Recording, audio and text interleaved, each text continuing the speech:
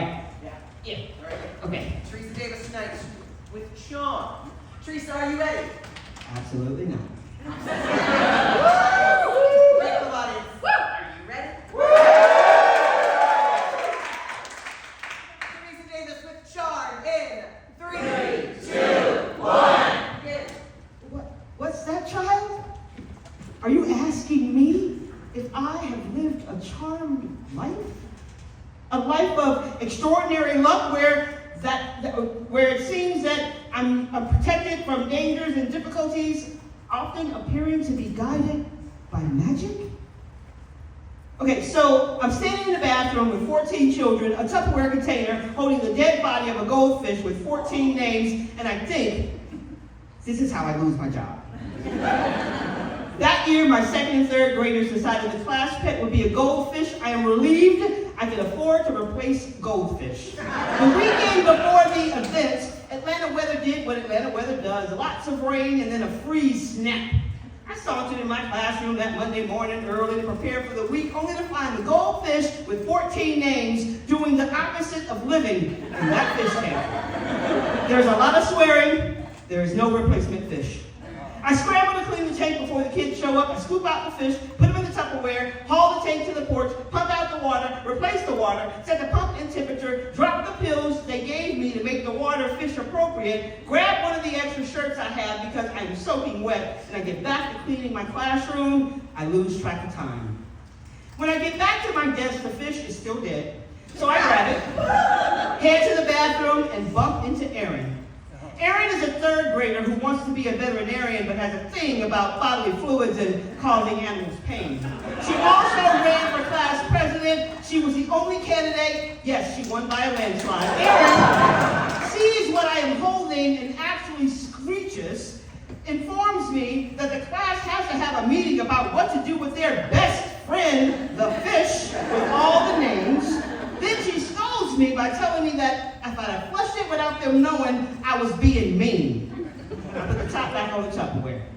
My students arrive and Erin starts her meeting. They decide they want to have a funeral.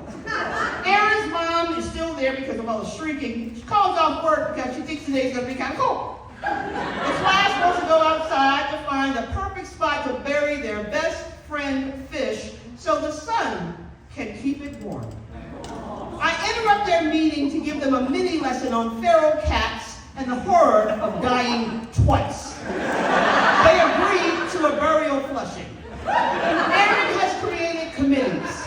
There is a program committee. There is a song that will be sung by the choir. I am asked what the speech is called at a funeral, who are the people who carry the coffin, and what the information about their life is called, so I explain eulogy, pallbearers, and obituary.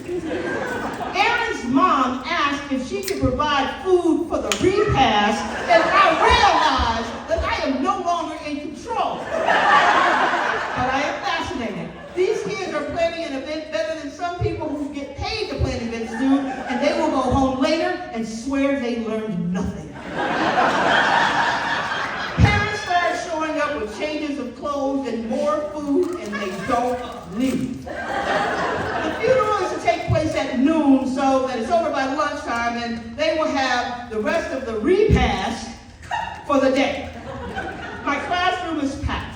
Other classes have joined. There are 14 incredibly creative eulogies, and I don't know if this fish even knew the adventures it had, or that its favorite color was green or purple, and that while it did not live its lifelong dream to be the first goldfish to climb Mount Kilimanjaro, it lived a wonderful life. There is a choir rendition of Under the Sea, which was heartbreaking and disturbing, but in harmony. Then Erin asked if anyone has any final words, and a kindergartner stands and goes on in tears about the fish, who was her very best friend, and that they both liked the very hungry caterpillar very, very much. There is a processional to the bathroom, where the pallbearers pass the Tupperware down the line, then pile in line behind me in the bathroom. And this is how I find myself in a bathroom with 14 children, a Tupperware container holding a dead fish, 14 14 names, they sing the hook to Kumbaya. Then count to 3. I flush.